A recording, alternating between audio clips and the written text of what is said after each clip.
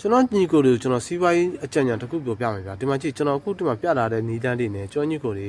ကိုယ်ပဲစီးပွားရေးတစ်ခုလုပ်လို့ရတယ်အရင်နေ့အရင်မများဘူးเนาะဒါမျိုးတွေနဲ့လုံးကိုယ့်ရဲ့ data မှာကအဲ့လိုမျိုးဆောက်လုပ်ရေးပစ္စည်း site တွေများတယ်ဆိုရင်ဆောက်လုပ်ရေးပစ္စည်း site တွေမှာလိုက်ပြီးဒါတွင်းလို့ရတယ်ကိုယ့်ဘက်ကိုအိမ်မှာပဲတကူ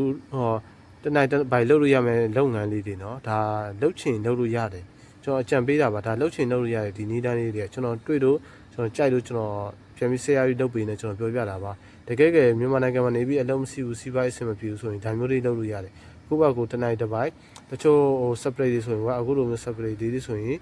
cycle ဒီမှာလိုအပ်တဲ့ separate တွေလည်းလုပ်လို့ရတယ်တဖြည်းဖြည်းကိုယ့်ဘက်ကိုညံဆွင်လို့ရတယ်ဒီမှာစီဒါလက်ကိုက်ဖြစ်သွားပြီအကောင်လုံးကဒါကိုယ့်ဘက်ကိုလှုပ်ချင်တယ်ဆိုတော့ကိုယ့်ဘက်ကိုလှုပ်ပြီးတော့ဆေးတွေပါတိချာမှုတ်ပြီးတော့ကိုစိုက်မှာတင်ရောက်တွားပြီးတော့တင်ရောက်လာလို့ရပါတော့ဒါ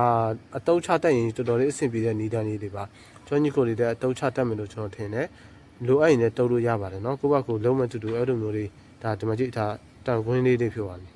ဒါမျိုးတွေသူများနိုင်ငံမှာရှိပါတယ်နော်သူများနိုင်ငံမှာအခုလိုမျိုးတွေလုပ်ပြီးတော့တပိုင်တနိုင်စီးပွားရေးလုပ်တဲ့သူအများကြီးရှိပါတယ်ဒါပိုက်ဖန်တဲ့ခွင်းတွေကြည့်လိုက်ပါနောက်ပြီးတော့ဒီကောင်အရင်းနှီးတဲ့အရန်မများအတွက်စလုပ်ချင်တယ်ဆိုရင်စလုပ်လို့ရပါတယ်နော်